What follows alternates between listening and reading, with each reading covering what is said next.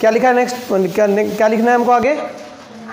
There ionization potential is very low. Ionization potential को और क्या बोलते हैं बेटा? आयनाइजेशन पावर भी बोलते हैं, या आयनाइजेशन पावर या ionization potential. Is that clear? इसी को हम आयनाइजेशन एनर्जी भी बोलते हैं, या आयनाइजेशन एंथैल्पी भी बोलते हैं। Is that clear?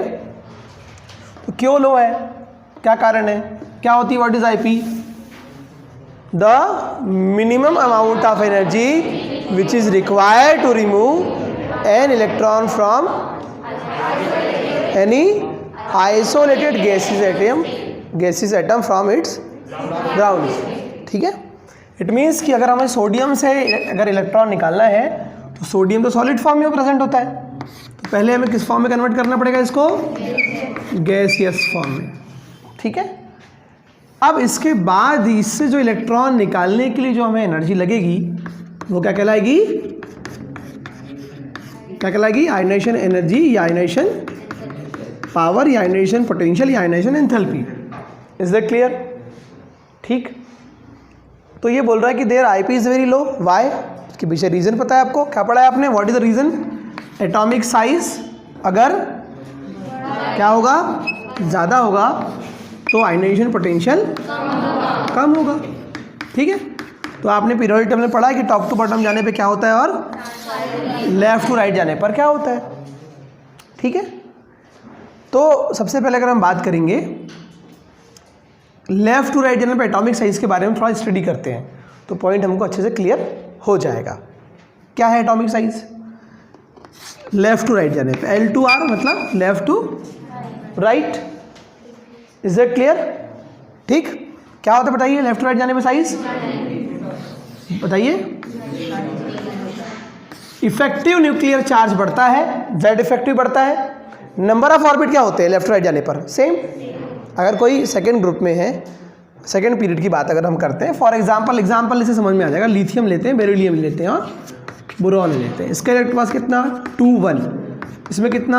ये 4 ये 5। कितने इलेक्ट्रॉन बेटा? यहाँ 2 और 2। यहाँ कितने? 2 और 3। तो यहाँ how many orbits are shell are there? 2। यहाँ कितने हैं? 2। यहाँ कितने हैं? 2।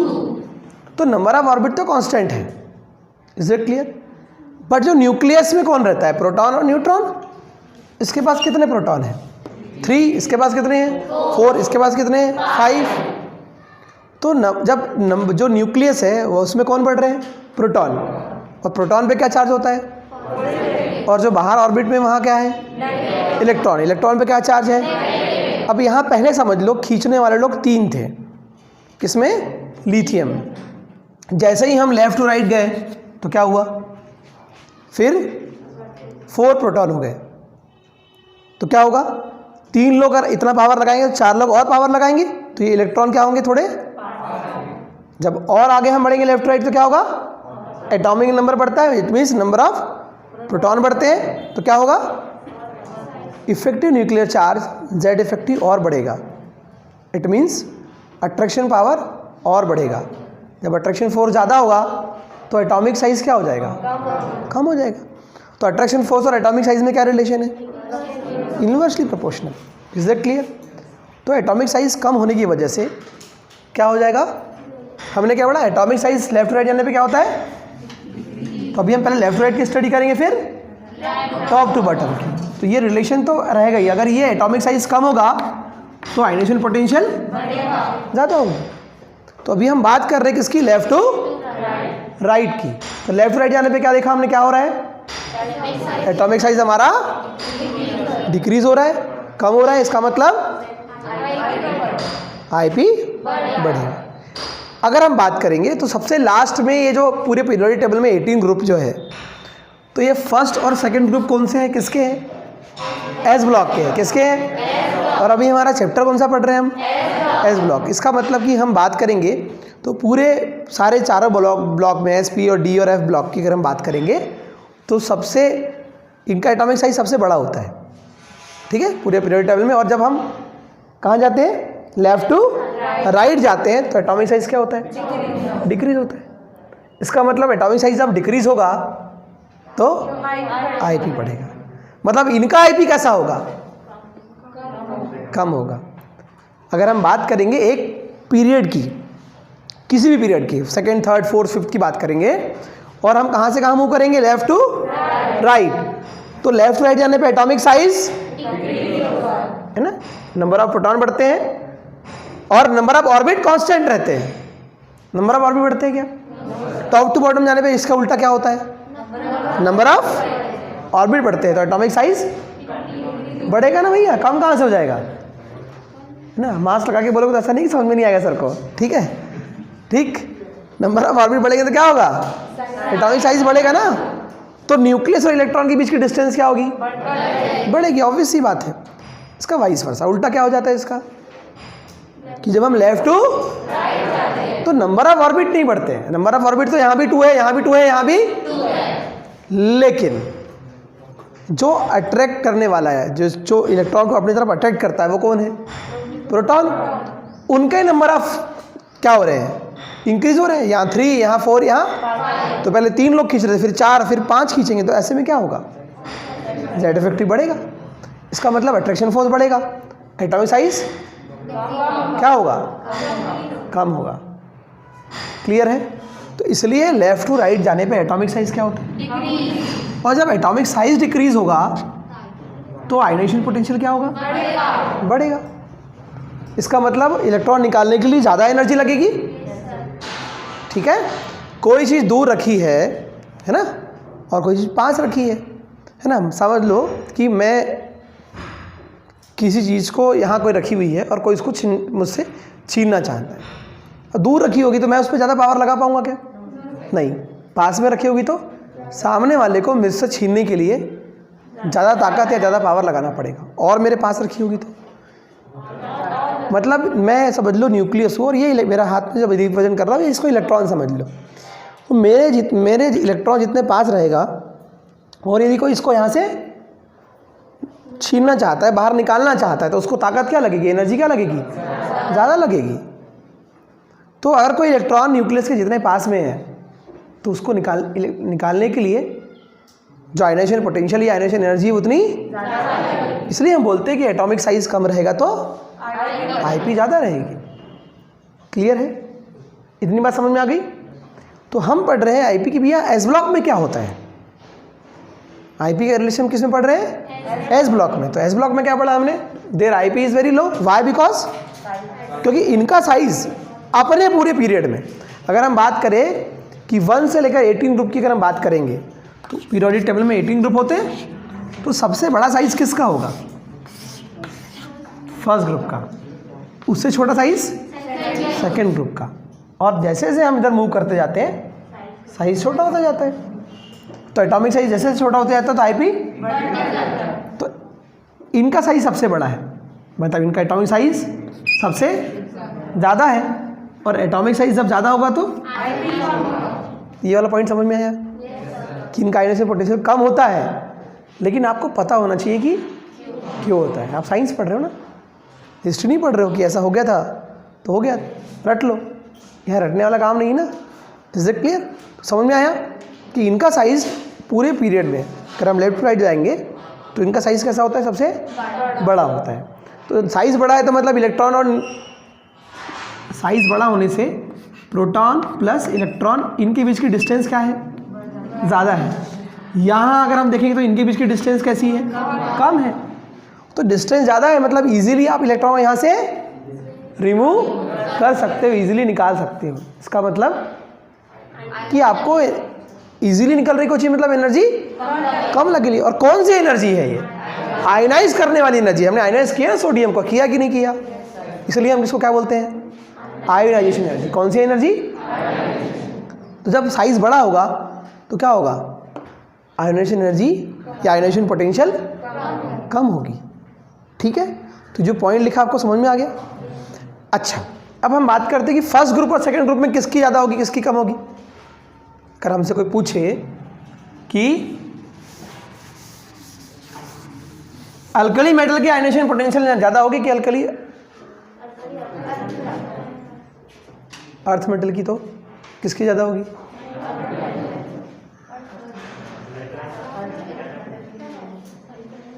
बताइए। साइज इसका कम लेफ्ट राइट जाने पे क्या होता है, बताइए, लेफ्ट राइट जाने पे एटॉमिक साइज डिक्रीज होता है। और एक रीज़न है, उनका इलेक्ट्रॉन हम एस से निकालते हैं, सर ने पढ़ाया है आपको ना, क्या उनका इलेक्ट्रॉनिक कॉन्फ़िगरेशन क्या होता है, एस में कंप्लीट हो जाता है। और ऐसे ऑर्बिटल जिनका की कॉन्फ़िगरेशन हाफ फील्ड या फुल फील्ड हो जाता है, उनसे इलेक्ट्रॉन निकालने के लिए एनर्जी ज़्यादा लगती है ना। क्या होगा इसका, अगर हम इलेक्ट्रॉनिक कॉन्फ़िगरेशन बात करेंगे तो इसका क्या होगा 1s2 और इसका क्या होगा 1s2 तो एस में कितने इलेक्ट्रॉन आते हैं, फुल फिल हो गया, ही एस कंप्लीट हो गया ना। यहाँ एस कंप्लीट है क्या, तो ऑलरेडी यहाँ पर दो रीज़न हो गए। पहला रीज़न क्या हुआ कि लेफ्ट टू राइट जाने पर एटॉमिक साइज तो आयनेशन पोटेंशियल इंक्रीज होगा। क्लियर है। तो कोई हमसे पूछे कि अल्कली अर्थ मेटल और अल्कली अर्थ मेटल, शॉर्ट में ऐसा लिखेंगे इसको, तो किसकी आईपी ज़्यादा होगी, क्यों, रीज़न आएगा। अगर हमसे आपसे ऐसा क्वेश्चन पूछा जाए कि why alkali earth metal are having more ionisation energy और potential, what is reason, explain why, तो क्या लिखोगे आप, because on in periodic table on moving left to right atomic size, therefore first reason. Second reason क्या बताओगे आप कि their s orbital are fulfilled complete, therefore they will attain और gain extra stability. जब फुलफिल वाली condition आ जाती है किसी ऑर्बिटल में या हाफ फील्ड वाली, तो उनके अंदर में एक्स्ट्रा स्टेबिलिटी आ जाती है, और एक्स्ट्रा स्टेबिलिटी की वजह से एनर्जी ज़्यादा होगी। Is that clear. जो कोई चीज़ स्टेबल है, फिक्स हो गई, तो उसको निकालने के लिए एनर्जी ज़्यादा लगेगी, कॉमन सेंस है। ठीक है, क्लियर। ये दीवार में ईंट लग चुकी है यहाँ पर, और एक ईंट बाहर ऐसी रखी हुई है, उसको हमने जोड़ा नहीं है, सीमेंट रेत से हमने यहाँ से इसको जोड़ा नहीं है। उस ईंट को यहाँ से उठाने में और इस ईंट को निकालने में किस में एनर्जी ज़्यादा लगेगी, स्टेबल हो गई ना, अब यहाँ फिक्स हो गई है। Is that clear. तो जो रूल हमारे बाकी चीज़ों के लिए वो यहाँ भी लगेगा। क्लियर है, बात सबको समझ में आ गई। क्या पॉइंट लिखा था हमने, their ionization potential is very low, तो क्यों लो है। अगर आपसे वाई करके कोई क्वेश्चन पूछेगा तो बता दोगे ना आप, क्या क्या रीज़न बताओ, जल्दी जल्दी फटाफट रिपीट करते हैं और आगे बढ़ते हैं, बताओ, रिवीजन करते हैं जल्दी। क्या, बिकॉज, जल्दी बोलिए, on moving left to right their atomic size decreases, therefore their ionization potential. Clear, okay. अब ये हो गया लेफ्ट राइट। अब हम क्या पढ़ेंगे इसके बाद, टॉप टू बॉटम। ठीक है। तो अगर आपसे कोई एग्जाम में अगर आ जाए इन दोनों के बारे में पूछ ले, तो किसकी ज़्यादा होगी, किसकी कम होगी, इसकी आईपी कम होगी, इसकी आईपी ज़्यादा होगी। सिमिलरली सोडियम और पोटेशियम में, सोडियम और मैग्नीशियम में कोई पूछ लिया आपसे, तो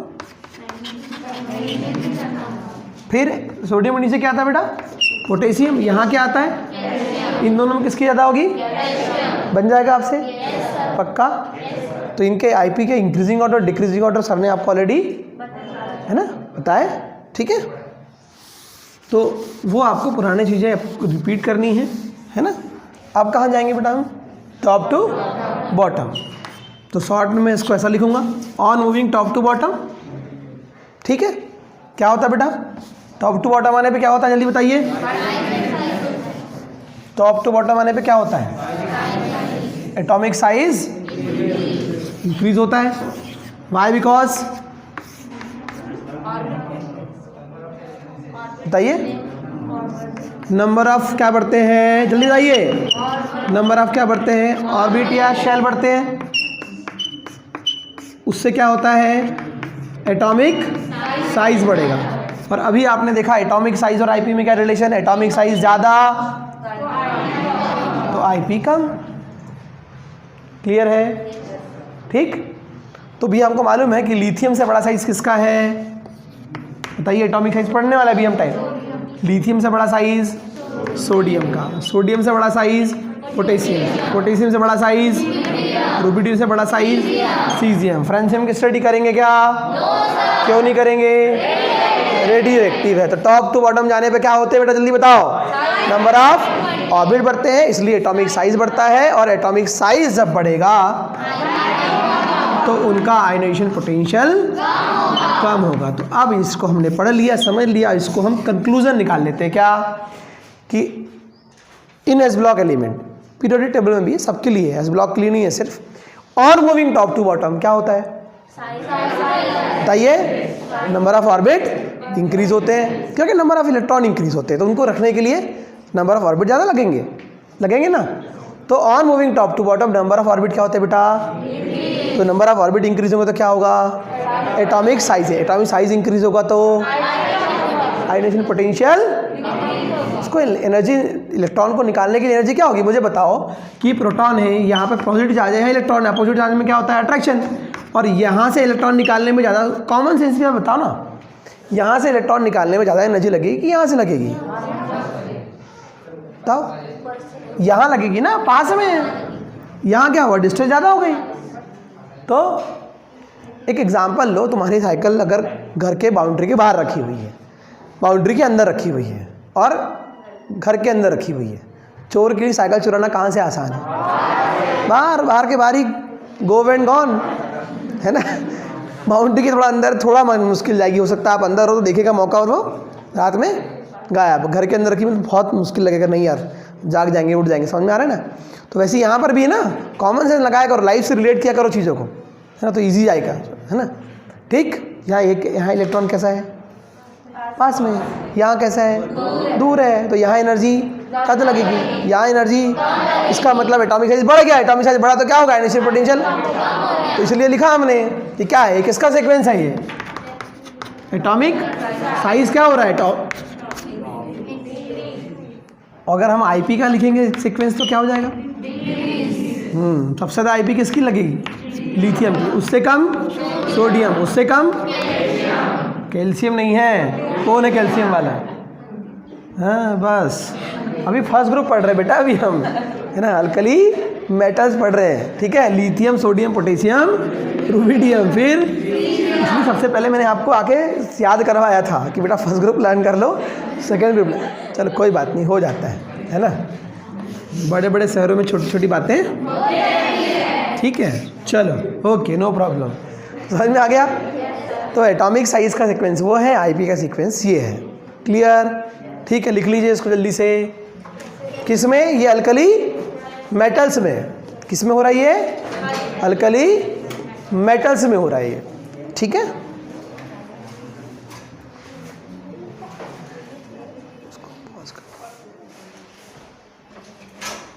पॉज कर दो उसको।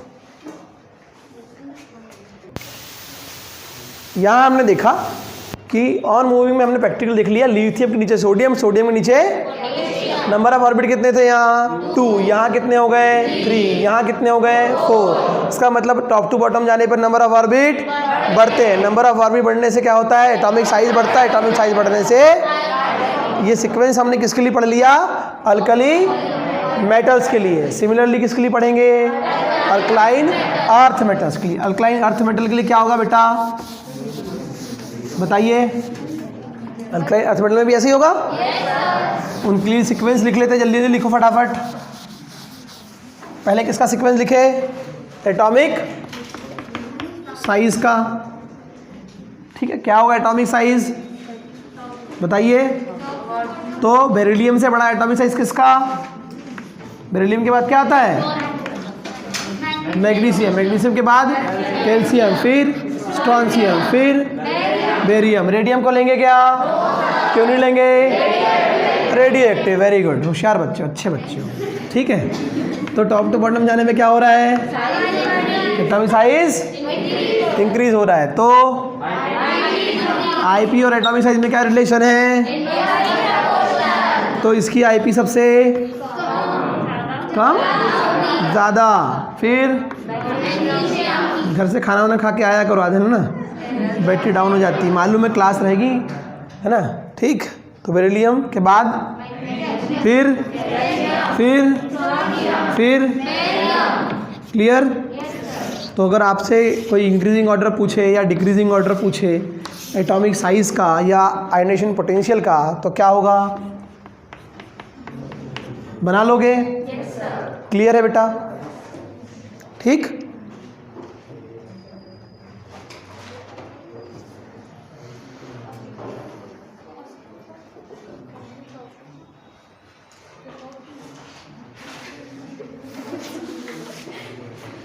बातें नहीं। They are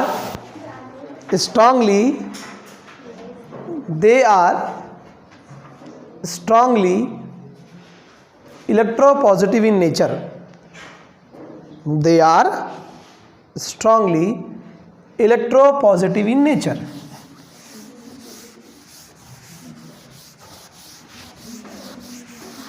Why? कौन बताएगा? Because these are metals, and metals are electropositive in nature. Why? है ना? नियॉन क्या है? इनर्ट गैस है। कैसी गैस है? स्टेबल है। सोडियम भी क्या चाहेगा? है ना? अगर बाजू वाले के घर में कार आती है तो बाजू वाले क्या सोचता है? हमारे घर में कब आएगी, है ना? ठीक है, एक आध मोहल्ले में बहुत अच्छा घर बनाया तो जो मोहल्ले वाला तो उसको लगता है हमारा घर भी इतना बड़ा है ना। Very good. तो वैसे ही इनको भी लगेगा, जलन जिसको बोलते हैं, है ना? ठीक है, ठीक। तो ये सोडियम क्या चाहेगा? इसके बाद दो ऑप्शन बताया था मैंने, क्या? एक इलेक्ट्रॉन रिलीज कर दे, 7 इलेक्ट्रॉन गेन कर ले। कौन सा ऑप्शन इजी है? बस, है ना? बताया था मैंने आपको, सजा नहीं आपको दिन भर सोने की, दिन भर खड़े रहने की। तो ऑप्शन तो मालूम है कौन सा? बस। तो यहाँ क्या होगा? एक इलेक्ट्रॉन रिलीज होगा। क्या होगा यहाँ पर? तो अब इसके ऊपर इलेक्ट्रिकली चार्ज कैसा हो गया? पॉजिटिव। तो that's why these are electropositive in nature, because उनके आउटर मोस्ट सेल में 1 इलेक्ट्रॉन है। अल्कली मेटल के और अल्कलाइन अर्थ मेटल के आउटर मोस्ट सेल में कितने इलेक्ट्रॉन है? 2 इलेक्ट्रॉन है ना? अल्कली मेटल के आउटर मोस्ट सेल में कितने होते हैं? 2 इलेक्ट्रॉन। अरे अल्कली मेटल फर्स्ट ग्रुप है, कितने बार बता चुका हूँ, इनकी वैलेंसी 1 होती है, इनका ऑक्सीडेशन नंबर +1 होता है। ये कौन है? Alkaline earth metal. इनके आउटर मोस्ट सेल में कितने इलेक्ट्रॉन होंगे? 1 इलेक्ट्रॉन। तो ये कितने इलेक्ट्रॉन डोनेट करेंगे? 1 इलेक्ट्रॉन डोनेट करेंगे, इसलिए इनके ऊपर कितना जा जाएगा? +1, है ना? और इनके आउटर मोस्ट सेल में how many electrons are there? ठीक है, इसलिए आप लिखते हो तो इसको +1 लिखते हो, इनके ऊपर में ऐसे लिखते हैं ना। पोटेशियम में +1 लिखते हैं, कैल्शियम में, ठीक। तो because these are metals and metal electron donate करके अपना, नॉन मेटल जनरली क्या करते हैं? इलेक्ट्रॉन गेन करके अपना ऑक्टेट कंप्लीट करते हैं, और मेटल्स इलेक्ट्रॉन डोनेट करके करेंगे तो क्या होगा? जब न्यूट्रल होता है तो क्या होता है? प्रोटॉन इक्वल होते हैं इलेक्ट्रॉन के। यहाँ क्या हो जाता है? प्रोटॉन ज़्यादा हो जाते हैं, प्रोटॉन हो जाएगा 11, इलेक्ट्रॉन हो गए 10। तो कौन ज़्यादा है? +1 चार्ज ज़्यादा है, इसलिए +1 लिखा हमने यहाँ पर। इसके पीछे रीज़न ये है।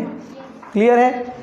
तो अल्कली मेटल्स हो या अल्कलाइन अर्थ मेटल्स हो, both groups are electropositive in nature.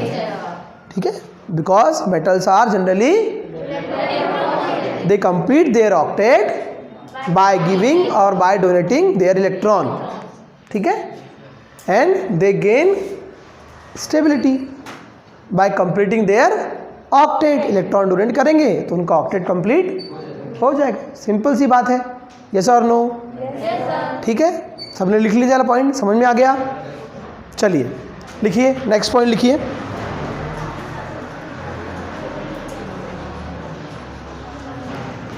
They are, next point लिखिए, they are strong reducing agent, they are strong reducing agent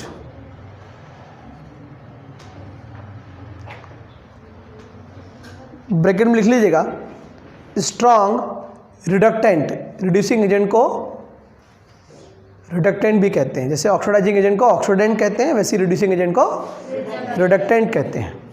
ठीक है,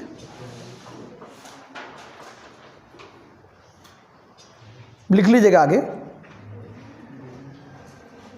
उसी में आगे लिखिए, standard reduction potential, standard reduction potential, standard reduction potential is inversely proportional to reducing power। Electrochemistry एक 12th में chapter है, उसमें हम पढ़ेंगे स्टैंडर्ड रिडक्शन पोटेंशियल क्या होता है, जिसका स्टैंडर्ड रिडक्शन पोटेंशियल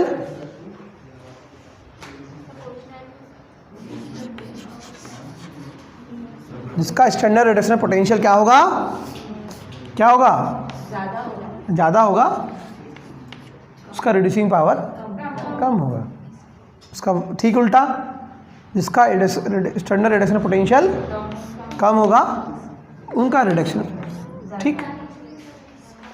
ये पॉइंट को समझने के लिए पहले हमको थोड़ा ब्रीफ में ऑक्सीडेशन और थोड़ा सा रिडक्शन समझेंगे, तो ये वाला पॉइंट हमको समझ में आ जाएगा, ठीक है। उसके बाद फिर क्लास को अपन एंड करते हैं। लास्ट पॉइंट इसी को समझेंगे, अब टाइम लगेगा। क्लियर है, आगे बढ़े, ठीक है बच्चों। क्या लिखा आपने, दे आर, ठीक, बता दे इसको बेटा, लिख लिया आपने इतना। चलिए, कुछ पता है थोड़ा बहुत ऑक्सीडेशन रिडक्शन के बारे में? आप लोगों का एक चैप्टर है रेडॉक्स, उसमें पढ़ेंगे हम और डिटेल में।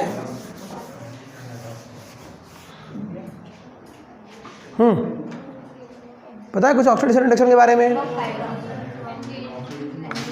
अभी एक चैप्टर है आप लोग को रेडॉक्स, इसमें रेड फॉर रिडक्शन, ऑक्स जो है वो ऑक्सीडेशन के लिए। तो हम समझते हैं कि what is oxidation and what is reduction, ये समझ लेंगे तो मेरे जो एक पॉइंट लिखा है हमने वो इजीली हमको समझ में आ जाएगा। ऑक्सीडेशन की पहली डेफिनेशन है कि गेन और एडिशन ऑफ ऑक्सीजन, ठीक, और रिमूवल ऑफ हाइड्रोजन, ठीक है, क्लियर। और तो बताएगा जो हमारे काम आने वाली है भी है लॉस ऑफ इलेक्ट्रॉन, ये ऑर्गेनिक केमिस्ट्री में काम आएगी आपको रिएक्शंस में, ठीक है। एल में भी आपको 12th में खर्च बहुत ज़्यादा है ना, कि एल्केन का ऑक्सीडेशन करा दो तो एल्कोहल बन जाता है, एल्कोहल का ऑक्सीडेशन करा दो तो, है ना, प्राइमरी का एल्कोहल रहेगा तो एल्डिहाइड, सेकेंडरी रहेगा तो कीटोन बन जाएगा, फिर एल्डिहाइड का अगर ऑक्सीडेशन कराएंगे तो कार्बोक्सिलिक एसिड बनेगा। ये आपको 12th में काम आएगा ये कॉन्सेप्ट, ठीक है। ये ऑक्सीडेशन ऑक्सीजन और हाइड्रोजन वाला। रिडक्शन में क्या होगा, इसका उल्टा, लॉस ऑफ ऑक्सीजन, और सेकेंड वाला क्या होगा, थर्ड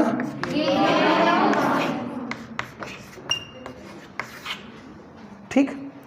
अभी हमने पढ़ा कि ये कैसे नेचर के होते हैं, इलेक्ट्रोपॉजिटिव नेचर के होते हैं। कैसे नेचर के होते हैं, अभी हमने पढ़ा एल्कली मेटल हो या अल्कलाइन अर्थ मेटल के, दे आर इलेक्ट्रॉन डोनेट करते हैं, अपना ऑक्टेट कंप्लीट करते हैं, इसलिए कैसे नेचर के होते हैं ये। सोडियम का एग्जांपल ले लेते हैं, सोडियम ने इलेक्ट्रॉन दिया अपना और क्या बन गया, ये बन गया, बना कि नहीं, इलेक्ट्रोपॉजिटिव नेचर का हो गया। इसका इलेक्ट्रॉन निकला बेटा, लॉस ऑफ इलेक्ट्रॉन देखो कहाँ पर लिखा है, यहाँ लिखा है, क्या हो रहा है, इसका मतलब यहाँ सोडियम का क्या हो रहा है, ऑक्सीडेशन हो रहा है। क्लियर है, सोडियम से एक इलेक्ट्रॉन निकला, सोडियम का क्या हो रहा है, अब इलेक्ट्रॉन कहाँ जाएगा, घूमेगा तो नहीं यहाँ, जिसको जरूरत होगी उसको देगा। इसका मतलब क्लोरीन, क्लोरीन क्यों लिया हमने बेटा, 17287, ये क्या चाहता है, मैं ऑर्गन बना लूँ, है ना, हीलियम के नीचे, हीलियम के नीचे नियॉन, नियॉन के नीचे, तो ये नियॉन बनना चाहता है, और ये क्योंकि इसका ऑक्टेट कंप्लीट है, ये चाहता है मैं एक इलेक्ट्रॉन गेन कर लूँ और अपना ऑक्टेट कंप्लीट कर लूँ। तो यही वाला एक इलेक्ट्रॉन ये गेन करके, ये कैसे नेचर का हो गया, इसने इलेक्ट्रॉन डोनेट किया तो ये इलेक्ट्रोपॉजिटिव, इसने इलेक्ट्रॉन गेन किया तो ये इलेक्ट्रोनेगेटिव है ना। और इसी के बारे में आपने पढ़ा हो कि आयनाइजेशन पोटेंशियल क्या है, इलेक्ट्रोनेगेटिविटी क्या है, electron enthalpy, electron gain enthalpy या इलेक्ट्रॉन एफिनिटी, सब पढ़ा है ना आपने। वो सब यही है, मैंने आपको बताया पुराना जितना पढ़ोगे आगे उतना काम आएगा। C for chemistry, C for concept, C for connection, जितना कॉन्सेप्ट क्लियर रहेंगे आप चीज़ों को कनेक्ट करके पढ़ोगे सब चीज़ आपको क्लियर होते जाएगी कि कहाँ हो रहा है, कैसे हो रहा है, क्यों हो रहा है, क्या रीज़न है। क्लियर? नहीं तो फिर हिस्ट्री केमिस्ट्री बड़ी वफा, रात को पढ़ो और सुबह सफ़ा। तो उनके लिए जो लोग समझ के नहीं पढ़ते हैं, है ना, जो लोग समझ के पढ़ेंगे, ध्यान से पढ़ेंगे, है ना, तो उनको सब चीज़ समझ में आएगी क्या कारण है, क्यों हो रहा है, ऐसा क्यों नहीं हो रहा। साइंस है ना, यहाँ रीज़न रहेगा। तो क्लोरीन ने क्या किया, इलेक्ट्रॉन गेन किया, क्या बना लिया, क्या बना लिया, हेलो, क्या बनाया, बेचारी गम में बैठी मेरी सहेली से ना, सर ने अलग करवा दी है, नहीं बेटा तुम नहीं रो, है ना। इसने इलेक्ट्रॉन गेन किया, क्या बना लेगा ये, क्या बनाएगा, गेन हो रहा है इलेक्ट्रॉन। बताओ बेटा क्या होगा, gain of electron is known as, इसका मतलब यहाँ क्या हो रहा है, इसका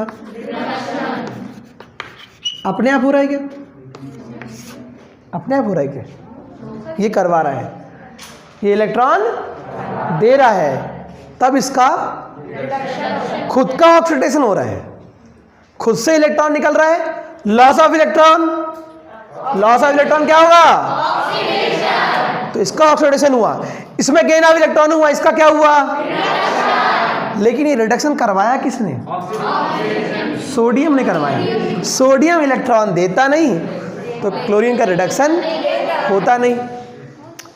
अरे यस और नो, ठीक है, सोडियम इलेक्ट्रॉन देता नहीं तो क्लोरीन का रिडक्शन होता नहीं। तो ये रिडक्शन करवाया किसने, सोडियम ने करवाया। तो जो रिडक्शन करवाएगा वो कौन सा एजेंट होगा, रिड्यूसिंग एजेंट होगा। कौन सा एजेंट होगा, और रिड्यूसिंग एजेंट को ही हम रिडक्टेंट कहते हैं। क्लियर? तो क्या पॉइंट लिखा था आपने कि they are strong reducing agent. क्यों? क्योंकि ये इजीली इलेक्ट्रॉन डोनेट कर देते हैं, इजीली कर देते हैं, इसलिए स्ट्रॉन्ग है ना। ये तो वीक भी हो सकते थे, है ना। क्या लिखा आपने कि दे आर स्ट्रॉन्ग। वाई? ऐसा क्वेश्चन आपको आया कि अल्कली मेटल और alkali earth metals are strong reducing agents. Why? Explain. तो क्या लिखोगे, because they are highly electropositive and they complete their octet by donating electron. Is that clear? और एक रीजन था, इनका एटॉमिक साइज भी बड़ा होता है, इजी इलेक्ट्रॉन डोनेट करेंगे और क्या करेंगे, अपना ऑक्टेट तो कंप्लीट कर लेंगे लेकिन सामने वाला का भी करवा देंगे। तो खुद का क्या कराएंगे, सामने वाला क्या कराएंगे, सामने वाला रिडक्शन कराए, इसलिए कौन से एजेंट, कंप्लीट। यस और नो? अब मुझे बताओ कि सबसे पहले, है ना, लास्ट बात इसकी, फिर हम आगे कल पढ़ेंगे कि सबसे पहले अगर आप बात करें कि सबसे अच्छा रिड्यूसिंग एजेंट कौन सा होगा, है ना। मुझे कल सोच के आप बताना आराम से, मैं पूछूंगा मैं आपसे कि अब हम बात करेंगे, अब हम बात करेंगे टॉप टू बॉटम और लेफ्ट टू राइट की। अब आ गया लिथियम, फिर सोडियम, फिर पोटेशियम, फिर रुबिडियम, है ना, फिर सीजियम। तो अगर हम इनकी बात करेंगे तो इनमें सबसे अच्छा रिड्यूसिंग एजेंट कौन सा होगा और क्यों होगा। देखो इलेक्ट्रॉन तो सारे डोनेट करेंगे because all these are electropositive nature, और सब इलेक्ट्रॉन डोनेट करके अपना खुद का ऑक्सीडेशन, लेकिन सामने वाले का, इसलिए रिड्यूसिंग एजेंट तो सारे हैं। सबसे अच्छा रिड्यूसिंग एजेंट कौन सा होगा, सबसे इजीली इलेक्ट्रॉन डोनेट करेगा। इनमें हम बात करेंगे कंपैरेटिवली, अगर हम बात करेंगे, डोंट टॉक, कंपैरेटिवली अगर हम बात करेंगे तो सबसे पहले इलेक्ट्रॉन कौन देगा और क्यों देगा। तो टॉप टू बॉटम क्या होगा और लेफ्ट टू राइट क्या होगा, इसको आप सोच के आना और मुझे बताना। इसके आगे हम पढ़ेंगे कल, ठीक है। क्लियर? इतनी बात सबको समझ में आ गई? ठीक है, इसको नोट कर लीजिए।